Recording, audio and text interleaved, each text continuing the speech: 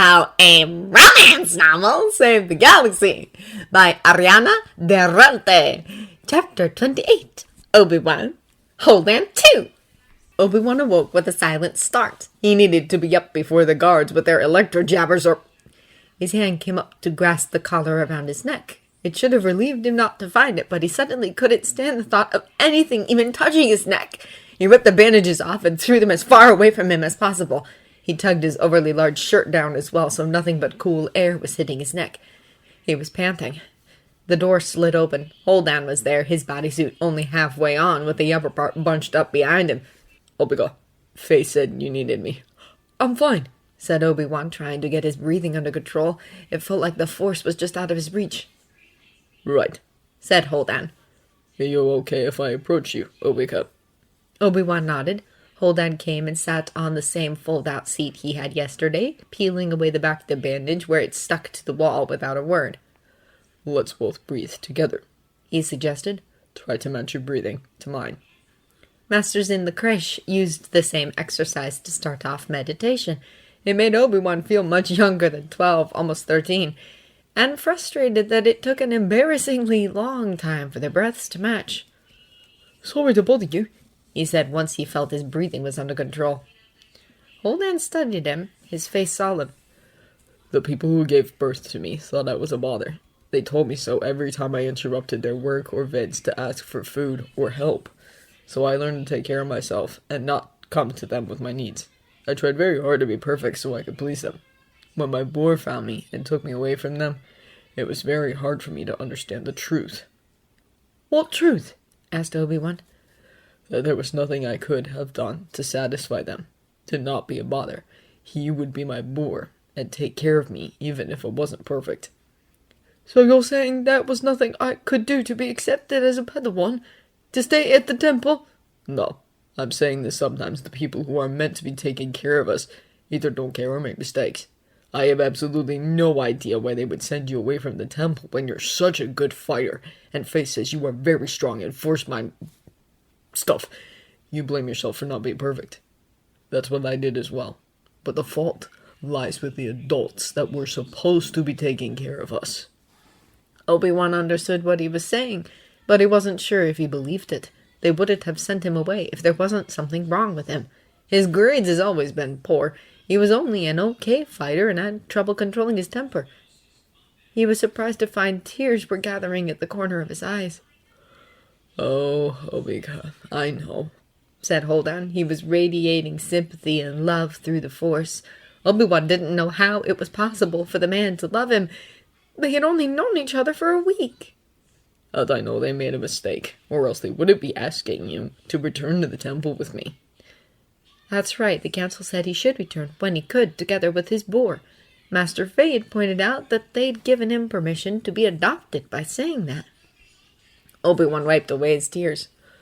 I want to believe you, but it was hard. Maybe he could ask Master Faye if she would meditate on this with him. He had hoped when she had shown up on the mining platform as part of the group to rescue him, and he was seriously shocked that Holdan had somehow pulled together an entire task force to rescue him, including a Jedi, even though Obi-Wan had rejected his offer of adoption. Obi-Wan had hoped again when they were meditating after the events of the day, hoped that the legendary Master Faye would take him on as her Padawan, but the Force told them both differently. Obi-Wan was glad the Force had reassured him he would be a Jedi Knight, and that Master Faye confirmed he was interpreting it correctly. But all the Force asked from him regarding a master was patience. Obi-Wan didn't feel very capable of anything at the moment, much less patience. Can I hug you, Obi-Wan? Obi-Wan nodded. The way Holdan carefully avoided touching anywhere near his neck when he pulled him into a hug made a fresh round of tears come to his eyes. He pulled away to wipe them. I know you don't have any experience having a boar, said Holdan seriously, meeting Obi-Wan's eyes with his own dark ones. So I'd like to ask you to do one thing. What? Asked Obi-Wan. Whenever you think you're being a burden to me, you remind yourself that I'm your boar, and you're my ad, and there's nothing you can ask me that will ever be a bother. Obi-Wan nodded hesitantly. Surely there was a limit. Nothing, Obi-Wan. said Holden sternly. Fighting Darksiders and freeing slaves didn't stop me. Now, if you want to take over the galaxy or something, just give me warning, because that's going to take a lot of planning. Obi-Wan snorted. I couldn't even keep myself from being captured a few days ago, much less having galactic ambitions. Holden gave him a smile. You're right. You should at least wait until after your birthday to declare yourself emperor. Obi-Wan dissolved into laughter, picturing himself in some gaudy robes with an oversized crown on his head. Let's get you checked over one more time by the medics, said Holden when Obi-Wan's laughter had died down. Once they've cleared you, we can wash the bacta off. Obi-Wan wrinkled his nose. He did hate the sour, sickly smell of bacta. Holden was pulling on the other half of his bodysuit. Thank you, Bor, said Obi-Wan. He resolved to use the title more, considering how Holden... No, his Bor lit up at being called that. No thanks needed, Obi-Cub. After making sure Obi-Wan had breakfast, Holden got cleaned up himself. Obi-Wan went off to meditate with Faye while the Verde ended up all gathered around the long tables in the mess, cleaning ore dust off their armor and retouching the paint. Holden joined them and was pleased when Obi-Wan squeezed in next to him sometime later, watching the proceedings with avid curiosity. Faye sat on a bench along one of the walls, probably to avoid getting any paint on her nearly white robes. So, all the colors have meaning? Asked Obi-Wan. Some do. Green for duty, red to honor a parent, white for a new start, blue for reliability, gold for vengeance. But it doesn't have to. I painted mine black and brown for camouflage during one of our campaigns a few years ago, and it's served me surprisingly well ever since. Explained Holden. It's not a one-on-one correlation, Jatika, said Sianen, a Zebrak Verde. His soul here is just insane. He gestured at a Verde who was retouching a blinding lime green under their baldricks. Cock you, said his soul pleasantly. To human eye receptors, maybe it looks garish, but it doesn't to me. They tapped their face beside their distinctly silver eyes with no pupils. His soul looked otherwise human. It was a common sight in Mandalorian culture, what with all their genetic intermixing for millennia. Groups or clans will also sometimes coordinate colors too, said a human Verde whose name Holden didn't know. Everyone knows Death Watch isn't mourning a lost love or reliable when they wear grey and blue. There was a bunch of laughter around the table at the very idea. The Hotman the Wadi? That's us, Jetica, said Volk, looking up from painting a rather intricate design on his chest plate, which mimicked the pattern on his leku. Tend towards green as a base color, but the way you tell us apart is this.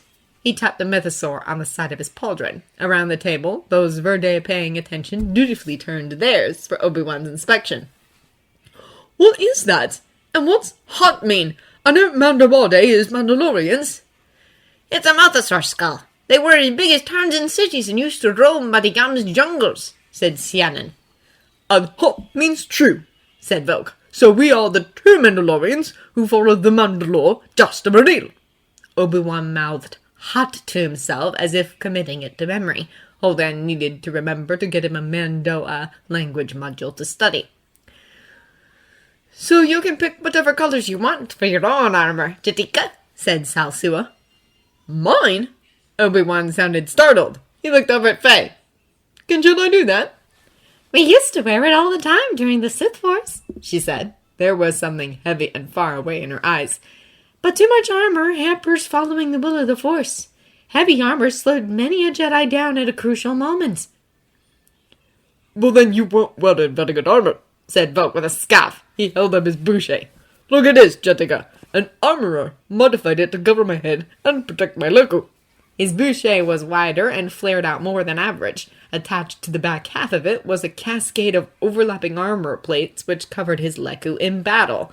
Salsua was nodding her agreement. She was married to an armorer, if Holden remembered correctly.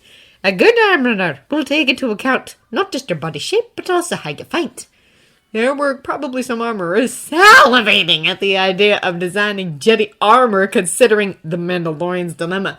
How's any Verde could look at a Jedi fighting and see there's some modifications needed? Holden had the perfect idea. Now that Obi-Wan was his ally, it was safe to share the footage. Speaking of which, look at this amazing fight of Obi-Guys. There was a hollow projector embedded in the center of the table for planning, mission briefings, and entertainment. We can figure out what armor pieces might work and what needs to go. It took him a moment to transfer the data, but then Obica's dance of death with the dragons was being displayed in all its glory. Boy, said Obi-Wan at his side. Holden looked away from the battle to see his ad turning red in embarrassment. It wasn't that great of fights. On the contrary, said Faye. She'd come to stand behind the sitting Verde in order to see the hollow better.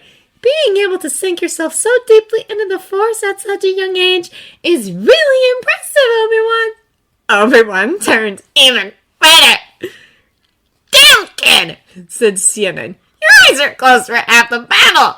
Obi-Wan shrugged. The Force told me where the attacks were coming from, and the rain kept getting in my eyes. All the Verde at the table had stopped what they were doing by this point to just stare at either the fight or Obi-Wan in admiration and wonder. Holden wasn't sure his ad could turn any redder. He put his arm around Obica's shoulders to reassure him, and Obi-Wan hid his face against the side of Holden's chest.